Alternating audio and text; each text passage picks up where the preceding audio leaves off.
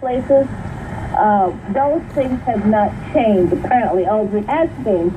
It has not changed in the degree that it should change. Because if it had, I would have heard of it. I would have seen that when I was there last time, and more importantly, I would have heard you talk about it all the time when you come on the air on Sunday about the wonderful changes, the productive changes in the city. I haven't heard you say that, and I haven't heard your listeners who call in mention anything of that type of change. So it's unfortunate, Brother Ray. It's unfortunate. It's a beautiful town. They're beautiful people that live in Baltimore, but it's unfortunate that those changes have not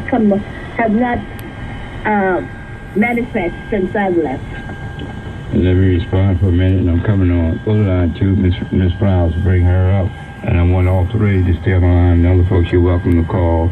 You understand and say what you feel, and hopefully we feel what you say, and find out how we can come together. The least of us, as we look at you, Yeshua, call him Christ, the anointed one. He didn't deal with pharaohs, Sadducees, and scribes. And I want you to be mindful, and if you're on air and you're talking, my engineer going to pick that up. She's going to cut you offline. Not that it's personal. It interfere with that technology here. Peace and blessing, Mrs. Flowers. You're on Foxo Breaking Cycle Radio program. Your question or comment? Hi, good afternoon, Brother Bray. How are you? I'm blessed and highly forward on the front line. Okay. Well, I'm glad to hear you speaking about the initiative that was put in place last night, bringing Annapolis to Baltimore. I sat there and I was glad to have that experience with my friend Kim Trueheart, who's very passionate about things in the city. So when they mentioned the word education, I was happy to tail along with her to learn some things. And I know they was touching a lot of issues as far as school and education and putting some things in place. I'm truly believing the mother that came and was talking about the special needs, special ed that need to be in place in school when you're dealing with kids with ADHD and different types of special needs, because they just be combining all of them in the classroom together.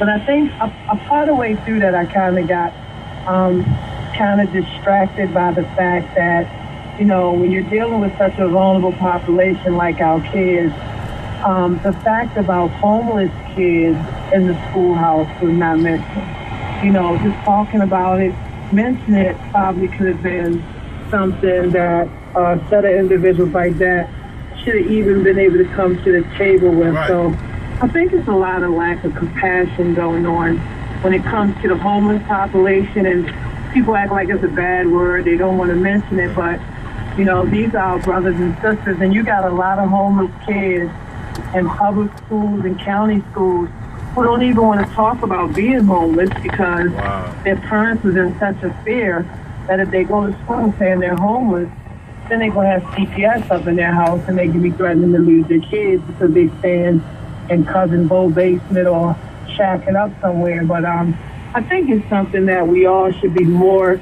sensitive to, and I'm happy and really grateful to God to be an advocate for the homeless, because bringing awareness is one of the biggest things that advocates do. We got to be able to bring awareness to these issues more, and when we come to things, be able to speak about things that we are passionate about, and dealing with the homeless in Baltimore City is definitely something that I'm really committed to and would like to see more advocates, because we all could be advocates when it comes to standing up and speaking about something that we know that is existing around our city so much. From children to adults, they're fighting homelessness, they're dealing with addictions, they're dealing with mental illness, and it's a population of individuals that we interact with every day. So I definitely would like to see more of this, more, great radio listening family people, as being a part of WRB myself, seeing our great radio hosts speaking on these topics that's going on. I'm real grateful that you're talking about this today. And let me interject, and please don't leave. And I see this buddy, I have I have to be focused when I look at something, because quiet is kept. You know, I had cataracts removed from both eyes, and lens taken out of both eyes, and have artificial lens. So sometimes I feel inadequate because I'm a reader. You follow what I'm saying? But let me say this here. One of the things that I want to do is accentuate what you were saying. I believe that we have to be more comprehensive when we're dealing with any population. You know, particularly when we're dealing with our children, we lie. We mean it doesn't have any scientific or mathematical basis saying children are our future. Children are our presence.